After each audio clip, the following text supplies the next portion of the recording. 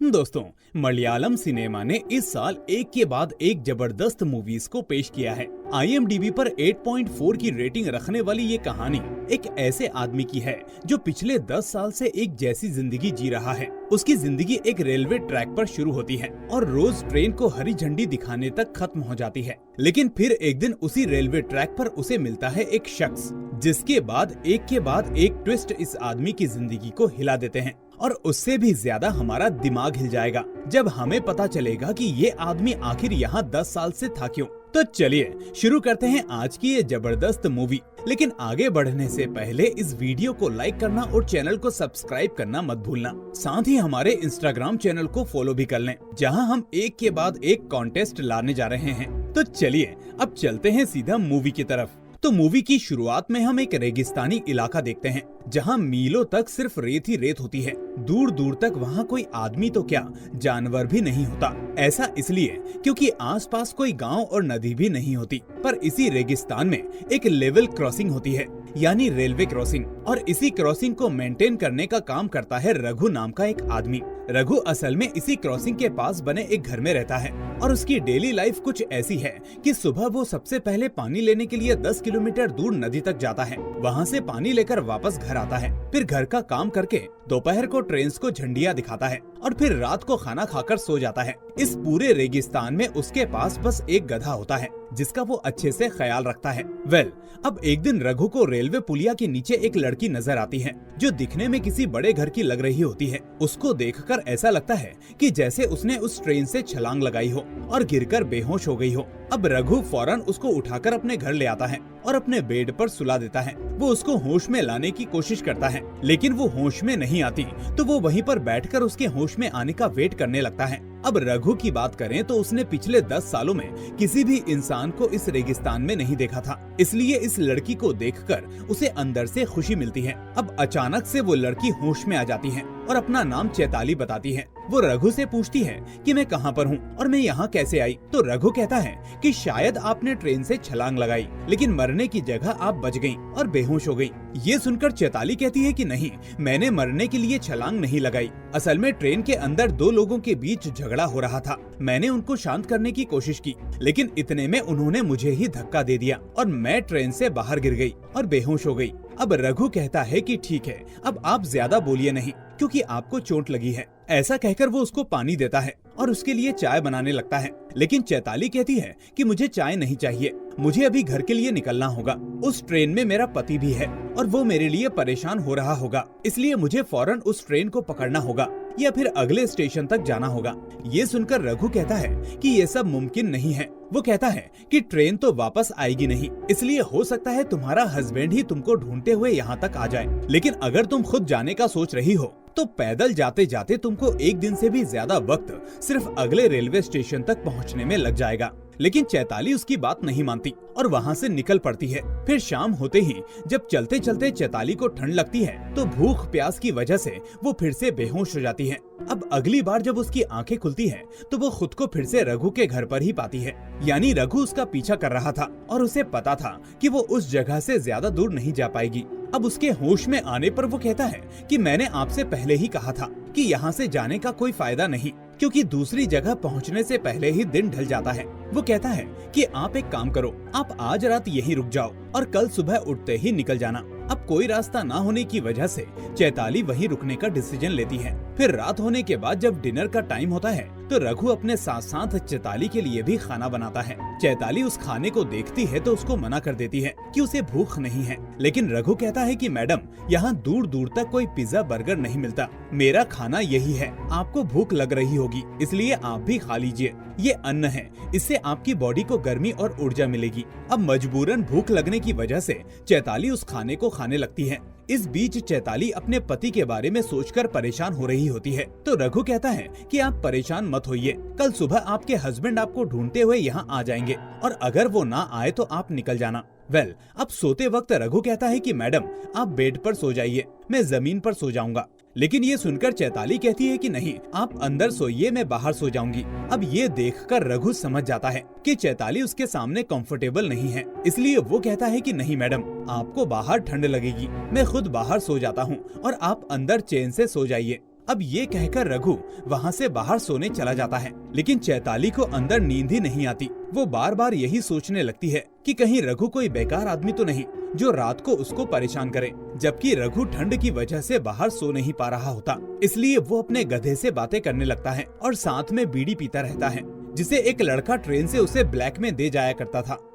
अब दूसरे दिन सुबह रघु अपने रोज के कामों में लग जाता है और इस बीच वो चैताली के लिए चाय बनाकर भी लाता है। चैताली अपने पति के लिए अब भी परेशान दिख रही होती है, इसलिए बातों ही बातों में रघु उससे कहता है कि मैं 10 साल से यहाँ हूँ, लेकिन आज तक कोई भी इंसान यहाँ नहीं आया, और आई तो वो भी इस एक्सीडेंट की वजह से। कितने इत्तेफाक की बात है। लेकिन आप परेशान ना हो, मैंने असल में आपसे एक बात छुपाई है। मेरे पास एक लैंडलाइन फोन है, लेकिन उसमें सिर्फ इनकमिंग कॉल्स आते हैं और उससे मुझे ट्रेन के डिले होने या जल्दी आने का पता चल जाता है। जब भी ट्रेन का टाइम चेंज होता है तो मुझे पहले ही फोन आ जाता है, इसलिए इस बार जब भी ऑफिसर का फोन आएगा तो मैं उसको आपके बारे में बता दूंगा, जिसके बाद कोई ना कोई आपको लेने यहाँ आ जाएगा।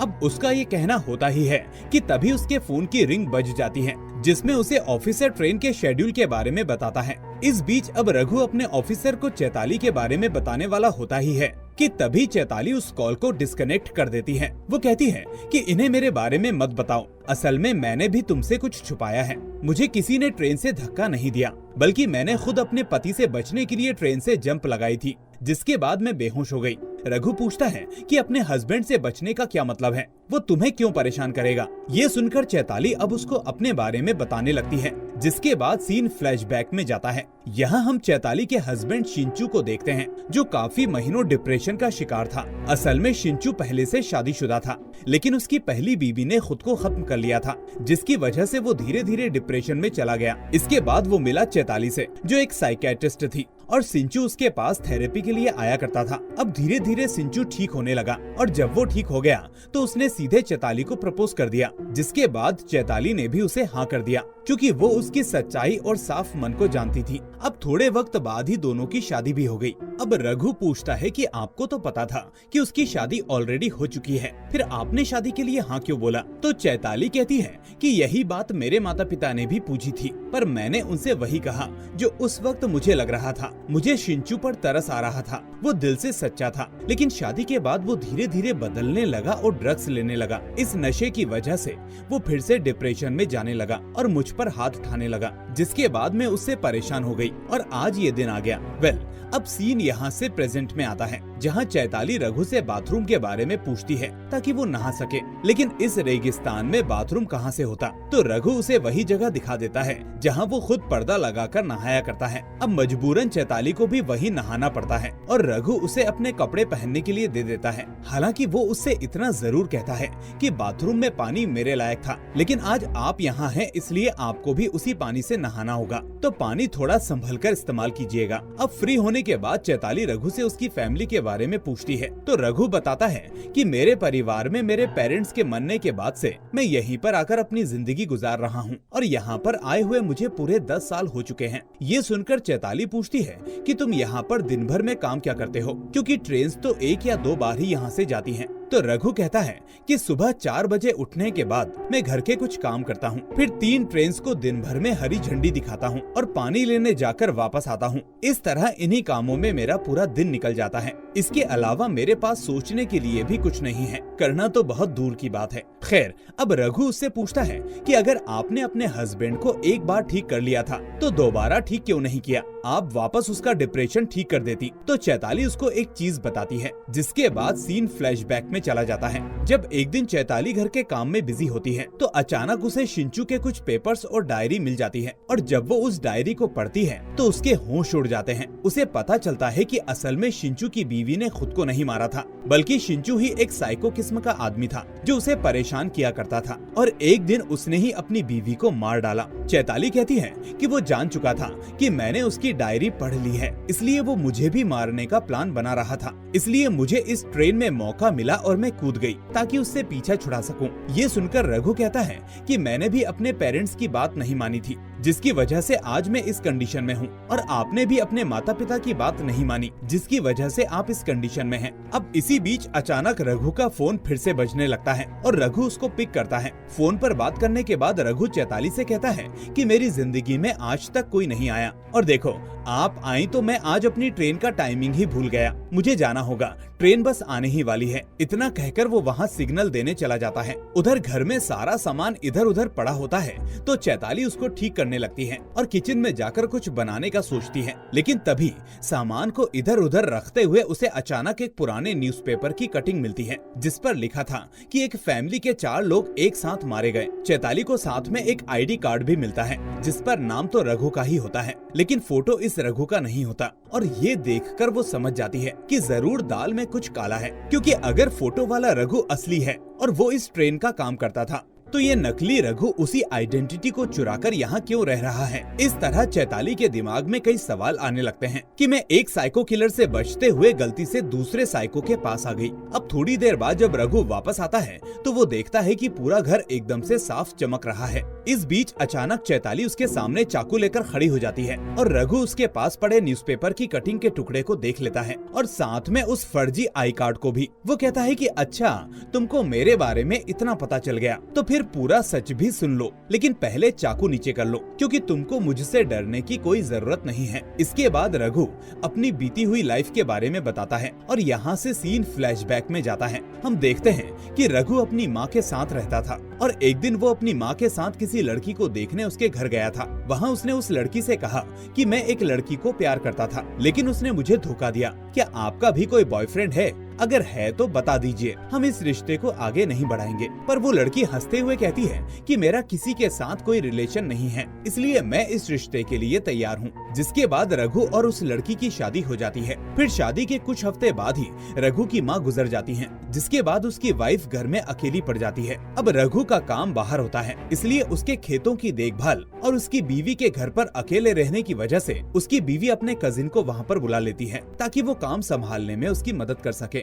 फिर देखते ही देखते कुछ साल गुजर जाते हैं और इस बीच रघु और उसकी बीवी को 2 बच्चे होते हैं। इन दोनों बच्चों से पूरा परिवार बहुत खुश होता है। फिर एक दिन रघु डिसाइड करता है कि वो अपनी नसबंदी करवा लेगा क्योंकि बच्चे 2 ही अच्छे हैं। फिर जब वो नसबंदी के लिए जाता है तो डॉक्टर उसे बताता है कि आपको तो नसबंदी की जरूरत ही नहीं है क्योंकि आप पहले से ही पिता बनने लायक नहीं हैं। ये सुनकर रघु के पैरों तले जमीन खिसक जाती है और वो उसी टाइम अपने घर की तरफ दौड़ पड़ता है और जैसे ही वो घर पहुंचता है तो अपनी बीवी और उसके कजिन को आपत्तिजनक स्थिति में पाता है। अब ये देखकर उसका गुस्सा 7वें आसमान पर पहुंच जाता है, जिसके बाद वो अपनी बीवी, उसके कजिन और दोनों बच्चों को जान से मार देता है। उनको मारने के बाद रघु को लगता है कि अगर वो वहाँ रहा तो कोई ना कोई उसे पकड़ लेगा या कभी न कभी पुलिस इस गुत्थी को सुलझाकर उसे पकड़ ही लेगी। इसलिए वो ट्रेन से भाग आया और इस जगह पहुँच गया। वो बताता है कि इस जगह पर रघु नाम का एक स्टेशन मास्टर था जिसके साथ मैं अच्छे से रहने लगा और यहीं पर काम करने लगा। फिर कुछ साल पहले वो अपनी बीमारी की वजह से मारा गया और अब मैं उसी का नाम लेकर ड्यूटी पर बना हुआ हूँ, जबकि इसके बारे में किसी को कुछ नहीं पता। चैताली पूछती है कि अगर उस आदमी का असली नाम रघु था तो तुम्हारा असली नाम क्या है? तो ये कहता है कि मेरा असली नाम जॉर्ज है और मुझे एक दिन पता चला कि मेरी बीवी ने ही शादी के कुछ हफ्ते बाद मेरी माँ को मार दिया था, जिसके बाद मैं और टूट गया और फिर यहाँ से जाने का मन ही नहीं हुआ। साथ ही मुझे डर था कि कहीं शहर में पुलिस मुझे पकड़ ना ले। ये सुनकर अब चैताली भी इमोशनल हो जाती है और उसको सहारा देने लगती है। वो कहती है कि इसमें तुम्हारी कोई गलती नहीं है, अगर मैं तुम्हारी जगह होती तो मैं भी यही करती। अब थोड़ी देर बाद रघु को पानी लेने के लिए जाना होता है, इसलिए वो उसके लिए तैयार होने लगता है, लेकिन तभी चैताली कहती है कि मैं पानी लेने जाऊंगी, तुम घर पर रहो। पर रघु उसे समझाता है कि इतनी दूर से पानी कैसे ला पाओगी, अकेले कहीं मुश्किल में ना पड़ जाओ, लेकिन वो नहीं मानती और वहाँ से चल देती है। वो कहती है कि मैं इस बहाने इस जगह को थोड़ा एक्सप्लोर भी कर लूंगी। खैर, अब जिद करने की वजह से रघु उसे जाने देता है और चैताली के जाते ही वहाँ उसका पति शिंचू आ जाता है, जो रघु से अपनी बीवी के बारे में पूछने लगता है कि क्या यहाँ कोई लड़की आई थी। दोस्तों, अगर आप अभी तक इस वीडियो को देख रहे हैं तो आपका बहुत बहुत शुक्रिया, लेकिन मैं चाहूंगा कि आगे बढ़ने से पहले आप इस वीडियो को लाइक और चैनल को सब्सक्राइब जरूर कर लें। Now coming back to the story, जहाँ रघु शिंचू से पूछता है कि कैसी लड़की, आपको लगता है कि इस रेगिस्तान में कोई आ सकता है। तो शिंचू कहता है कि भाई वो लड़की मेरी बीवी है, असल में वो बीमार है, इसलिए मैं परेशान हूँ और उसको ढूंढते हुए यहाँ तक आया हूँ। उसका दिमागी ट्रीटमेंट चल रहा है। उसके मुँह से ये सुनकर रघु को थोड़ा अजीब सा लगता है। वो पूछता है कि आपकी बीवी को क्या दिक्कत है। तो शिंचू उसे कुछ बताता है और सीन यहाँ से फ्लैशबैक में चला जाता है। हम देखते हैं कि असल में चैताली कोई साइकेट्रिस्ट नहीं होती, बल्कि शिंचू ही एक साइकेट्रिस्ट डॉक्टर होता है, जिसके पास अक्सर डिप्रेशन में पड़ी हुई चैताली आया करती थी। फिर धीरे धीरे वो ठीक होने लगी और जब पूरी तरह से ठीक हो गई तो शिंचू ने उससे शादी कर ली, क्योंकि वो दोनों एक दूसरे से प्यार करने लगे थे। अब शिंचू रघु को बताता है कि मेरी बीवी को शिज़ोफ्रेनिया है, जिसकी वजह से उसकी दिमागी हालत खराब हो चुकी है। असल में वो भ्रम में जीती है और बार बार अपने मन में नई कहानी बना लेती है। जैसे इस बार उसने ये कहानी बनाई है कि मैं एक ऑलरेडी शादीशुदा आदमी हूँ जिसकी बीवी मारी गई और उसके बाद मैं उससे मिला। वो मेरी डॉक्टर है और मैं उसका पेशेंट हूँ। फिर बाद में हम दोनों ने शादी कर ली और अब मैं उसको परेशान करता हूँ। असल में मेरी बीवी ठीक होने का नाटक कर रही थी। वो शादी के दिन तक भी झूठ बोल रही थी कि वो ठीक हो चुकी है, लेकिन वो पहले से ज्यादा बदतर हो चुकी थी और वायलेंट होना शुरू हो चुकी थी। इसलिए अगर आपने मेरी बीवी को देखा है तो प्लीज मुझे बता दीजिए, क्योंकि वो जितना बाहर घूमेगी लोगों की जान को उतना ही खतरा होगा। अब ये सुनकर रघु पूरी तरह से कंफ्यूज हो जाता है और उसकी समझ में नहीं आता कि असली कहानी किसकी है। क्या सच में चैताली झूठ बोल रही थी या फिर ये शिंचू मुझको बेवकूफ बना रहा है। वो ये सब सोच ही रहा होता है कि तभी शिंचू कहता है कि मुझे लग रहा है कि आप मुझसे कुछ छुपा रहे हैं जो आपको पता है। क्या आपने वाकई मेरी बीवी को देखा है? रघु फिर भी उससे झूठ बोलता है कि नहीं, ऐसा कुछ भी नहीं है, मैंने किसी को नहीं देखा। इतना कहकर वो जल्दी घर के अंदर जाने लगता है और शिंचू भी शक के तौर पर उसके पीछे पीछे चल देता है। अब अंदर आकर शिंचू की नजर अपनी बीवी के कपड़ों पर पड़ती है, जिन्हें देखकर वो रघु को मारने पीटने लगता है। वो कहता है कि मुझसे झूठ बोलने की तुम्हारी हिम्मत कैसे हुई? आखिर मेरी बीवी कहाँ है और उसके कपड़े यहाँ क्या कर रहे हैं? तुम मुझसे झूठ क्यों बोल रहे थे? बताओ तुमने क्या किया उसके साथ? इस बीच रघु भी शिंचू पर हमला कर देता है और रॉड से उसके पैर को घायल कर देता है। घायल होते ही शिंचू अपनी बीवी को आवाज देने लगता है कि शिखा तुम कहाँ हो, शिखा तुम कहाँ हो? ये नाम सुनकर अब रघु शॉक्ड हो जाता है। वो कहता है कि तुम्हारी बीवी का नाम शिखा है, लेकिन उसने तो मुझे अपना नाम चैताली बताया था। ये सुनकर शिंचू कहता है कि नहीं, मेरी बीवी का नाम शिखा है। चैताली तो मेरी हॉस्पिटल की वार्डन का नाम है, जिसको शिखा ने मार दिया था, इसीलिए तो उसको ट्रीटमेंट देने के लिए मैं यहाँ पर भटक रहा हूँ। एक न एक दिन पुलिस उसको पकड़ लेगी और उसकी काउंसलिंग करवाएगी, लेकिन उससे पहले मैं उसको ठीक करना चाहता हूँ। ये सुनकर अब रघु के चेहरे पर 12 बज जाते हैं कि आखिर ये सब हो क्या रहा है। समझ ही नहीं आ रहा कि एक दिन में और कितने सच सामने आएंगे। वो फौरन बिना कुछ सोचे समझे उस तरफ भागने लगता है जहाँ पर चैताली पानी लेने गई थी। वो वहाँ पहुँचते ही सीधा उससे पूछता है कि तुम्हारा असली नाम क्या है, चैताली या शिखा? ये सुनकर चैताली समझ जाती है कि उसका पति वहाँ पहुँच चुका है। वो फौरन रघु से कहती है कि मुझे मालूम है कि मेरे पति ने तुमको ये सब बताया होगा, उसकी बातों पर भरोसा मत करो। वो सभी से ऐसा ही कहता है ताकि लोग मुझ पर शक करें। तभी तो मैं यहाँ इस वीरान में अपने आप को आजाद महसूस कर रही हूँ, क्योंकि उसने मेरी सोशल लाइफ भी खत्म कर दी थी। अभी तक रघु का दिमाग ये डिसीजन नहीं ले पा रहा होता कि आखिर दोनों में सच कौन बोल रहा है। इस बीच चैताली कहती है कि अगर मैं अपने पति के पास गई तो वो मुझे मार देगा, इसलिए मुझे उससे बचा लो या फिर मैं ही यहाँ से कहीं दूर चली जाती हूँ ताकि वो मुझे ढूंढ ना सके। लेकिन तभी वो कहती है कि नहीं, मेरा जाना ठीक नहीं, क्योंकि ये आदमी मुझे कभी न कभी फिर से ढूंढ ही लेगा, इसलिए मैं जाकर सब पुलिस को बता दूंगी ताकि वो असली सच तक पहुँच जाए और मेरे पति को पकड़ सके। पर पुलिस का नाम सुनते ही रघु घबरा जाता है, क्योंकि उसे लगता है कि अगर चैताली के केस की पूछताछ में पुलिस वहाँ तक आई तो उन्हें रघु के बारे में भी सब सच पता चल जाएगा कि वो किसी और की जगह यहाँ पर काम कर रहा है। अब रघु और चैताली वापस घर पर आते हैं, जहाँ शिंचू बैठकर उसका इंतजार कर रहा होता है। चैताली के पहुँचते ही शिंचू कहता है कि शिखा अच्छा हुआ तुम आ गई, मैंने तुम्हें कहाँ नहीं ढूंढा। अब जो हुआ वो भूल जाओ, तुम्हें घबराने की जरूरत नहीं है, कोई तुमको कुछ नहीं करेगा। चलो मेरे साथ चलो, मैं तुम्हारा इलाज करके तुम्हें ठीक कर दूंगा। ऐसा कहकर वो उसको अपने साथ ले जाने लगता है। अब उनको जाते देख रघु चुपचाप खड़ा रहता है और फिर शिंचू जाते जाते उसके हाथ में कुछ पैसे देकर कहता है कि दोस्त इन पैसों को रख लो, ये तुम्हारे काम आएंगे। लेकिन रघु कहता है कि सर मुझे पैसे नहीं चाहिए, अगर देना है तो मुझे अपनी बीवी दे दो, वैसे भी आप उसको मारने ही वाले हो, इससे तो अच्छा होगा कि मैं और वो यहाँ पर साथ में रह लेंगे। मुझे पहली बार अपनी जिंदगी में कोई दोस्त मिला है। ये सुनकर शिंचू कहता है कि तुम पागल हो गए हो क्या? मेरी बीवी बीमार है, तुम इसके साथ कैसे रह पाओगे? और फिर भला मैं अपनी बीवी को क्यों मारूंगा? वो ये सब कह रहा होता है कि तभी चैताली पास में पड़ी रॉड से शिंचू के सर पर जोरदार वार करती है, जिससे वो बुरी तरह से घायल हो जाता है और रघु से मदद मांगने लगता है। लेकिन तभी चैताली कहती है कि मेरे ऊपर किसी को भरोसा नहीं, शुरू से किसी ने मेरे ऊपर भरोसा नहीं किया, सब अपने मन की करते आए हैं। ये आदमी मुझे मारने यहाँ तक आ गया, जबकि मैंने शहर में सभी को इसके बारे में बताने की कोशिश की थी। ये सुनकर रघु कहता है कि नहीं चैताली, मैं तुम पर भरोसा करता हूँ, अब हम दोनों साथ में रहेंगे और मैं तुम्हारी हर बात मानूंगा। ये कहकर वो उसी रॉड से शिंचू को मारने लगता है और उसको जान से मार देता है। अब जान से मारने के बाद वो उसकी बॉडी को ठिकाने लगाने की तैयारी करने लगता है और इस बीच वो उसके सामान को निकालकर अलग रखने लगता है। तभी उसे शिंचू के पर्स में एक स्लिप मिलती है। वो स्लिप एक हॉस्पिटल की होती है, जिस पर लिखा होता है उस हॉस्पिटल का नाम doctor Rathore mental health care centre और साथ में डॉक्टर का नाम शिंचू और उसकी पेशेंट का नाम शिखा। और ये देखकर अब रघु के होश ही उड़ जाते हैं। वो समझ जाता है कि उससे बहुत बड़ी गलती हो गई है, यानी चैताली का नाम ही शिखा था और वो रघु से शुरू से झूठ बोल रही थी, जबकि शिंचू ने जो कहा था वो पूरी तरह से सच था। अब इसके बाद रघु घबराते हुए शिखा की तरफ देखता है, जो रॉड लेकर अब उसको मारने के लिए तैयार होती है और इस बीच वो उस पर जोरदार वार करती है। लेकिन दोस्तों,